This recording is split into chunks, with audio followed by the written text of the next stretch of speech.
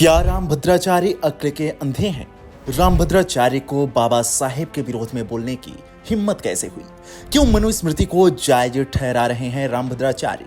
क्यों विवादित मनुवादी ग्रंथ मनुस्मृति को शाश्वत संविधान बता रहे हैं रामभद्राचार्य? आज के वीडियो में मैं आपको बाबा साहेब के ऊपर बोले गए रामभद्राचार्य के उन बयानों के बारे में बताऊंगा जिसे लेकर सोशल मीडिया पर बवाल मच गया है। 23 अगस्त 2025 को शुभांकर मिश्रा के एक पॉडकास्ट में रामभद्राचार्य ने बाबा साहेब पर एक ऐसी टिप्पणी कर दी जिससे बवाल मच गया। शुभांकर ने पूछा, आपने कहा था कि बाबा साहेब को भाषा का ज्ञान नहीं था, इसमें कितनी सच्चाई है?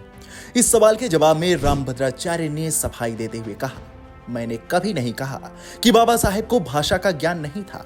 मैंने कहा था उन्हें संस्कृत का ज्ञान नहीं था। अगर वो संस्कृत पढ़े होते तो कभी मनुस्मृति नहीं चलाती। शुभांकर ने फिर सवाल किया, लोग कहते हैं कि बाबा साहेब को 9 भाषाओं का ज्ञान था जिसमें संस्कृत भी शामिल थी, फिर आप ये कैसे कह सकते हैं? जवाब में रामभद्राचार्य ने मनुस्मृति का बचाव करते हुए कहा, अगर बाबा साहेब को संस्कृत का ज्ञान होता तो वो समझते कि मनुस्मृति हिंदू धर्म का पहला शाश्वत संविधान है जो जीने का सलीका सिखाता है। इसमें एक भी अक्षर राष्ट्र विरोधी या मानवता के खिलाफ नहीं है। उन्होंने मनुस्मृति में दलितों और महिलाओं के खिलाफ लिखी बातों को भी खारिज किया और दावा किया कि ये ग्रंथ समाज को जोड़ता है, बांटता नहीं। रामभद्राचार्य का यह बयान बाबा साहेब के समर्थकों को नागवार गुजरा। सोशल मीडिया पर तूफान मच गया। लोगों ने कहा, यह न सिर्फ बाबा साहेब का अपमान है बल्कि दलित, पिछड़े वर्ग और महिलाओं की भावनाओं पर चोट है। बाबा साहेब को आज पूरी दुनिया सलाम करती है। उनके पास 32 डिग्रियां थीं। उन्होंने अमेरिका और लंदन से 2 बार डॉक्टरेट हासिल किया। ऐसे में क्या उन्हें संस्कृत का ज्ञान नहीं था? ये सवाल हर किसी की जुबान पर है। ध्यान देने वाली बात है कि बाबा साहेब को मराठी, हिंदी, अंग्रेजी, जर्मन, अरबी, बंगाली, गुजराती, पाली और संस्कृत को मिलाकर कुल 9 भाषाओं का ज्ञान था। उनके समर्थकों का कहना है कि रामभद्राचार्य का यह दावा पूरी तरह से बेबुनियाद है। बाबा साहेब ने मनुस्मृति को बार बार पढ़ा, इसके हर श्लोक को गहराई से समझा और फिर ब्राह्मणवादी व्यवस्था के खिलाफ आवाज उठाई। 25 दिसंबर 1927 को महार सत्याग्रह के दौरान उन्होंने मनुस्मृति को इसलिए जलाया क्योंकि ये ग्रंथ दलितों और महिलाओं के खिलाफ भेदभाव को जायज ठहराता था। मनुस्मृति में ऐसे कई श्लोक हैं जो दलितों और महिलाओं के खिलाफ कठोर नियम बनाते हैं। मिसाल के तौर पर देखें तो एक ग्रंथ कहता है कि शूद्रों को शिक्षा और संपत्ति का अधिकार नहीं है और उन्हें सिर्फ ऊंची जातियों की सेवा करनी चाहिए। महिलाओं को आजादी से वंचित रखने की बात भी इसमें कही गई है। महिलाओं को लेकर कहा गया है कि वे बचपन में पिता, शादी के बाद पति और बुढ़ापे में बेटे के अधीन रहें।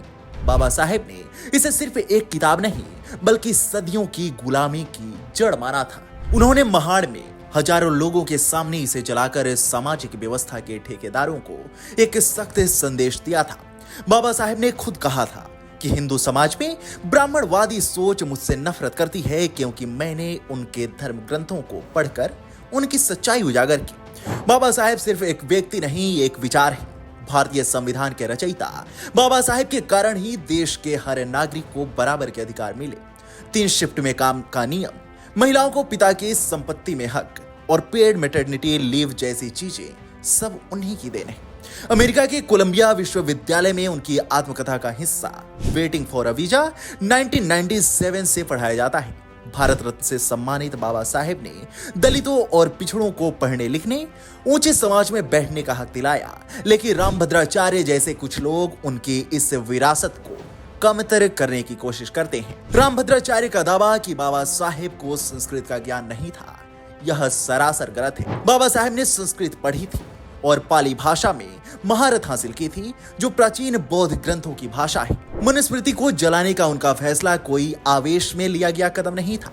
यह एक सोचा समझा कदम था जो ब्राह्मणवादी व्यवस्था के खिलाफ उनकी जंग का प्रतीक बना। दूसरी तरफ रामभद्राचार्य का मनुस्मृति को शाश्वत संविधान बताना भी सवाल खड़े करता है क्योंकि इस ग्रंथ में दलितों और महिलाओं के खिलाफ कई श्लोक हैं जिनका बचाव करना मुश्किल है। सोशल मीडिया पर लोग रामभद्राचार्य को जमकर ट्रोल कर रहे हैं। कोई उन्हें ब्राह्मणवादी मानसिकता का प्रतीक बता रहा है तो कोई कह रहा है कि वो बाबा साहेब की विरासत को समझ ही नहीं पाए। लेकिन सच ये है कि बाबा साहेब की उपलब्धियां इतनी विशाल हैं कि उन्हें कमतर करना किसी भी औने पौने बाबा के लिए आसान नहीं है। रामभद्राचार्य और मनुस्मृति पर आपकी क्या राय है, हमें कमेंट सेक्शन में जरूर बताएं। साथ ही वीडियो को लाइक करें और चैनल को सब्सक्राइब करें।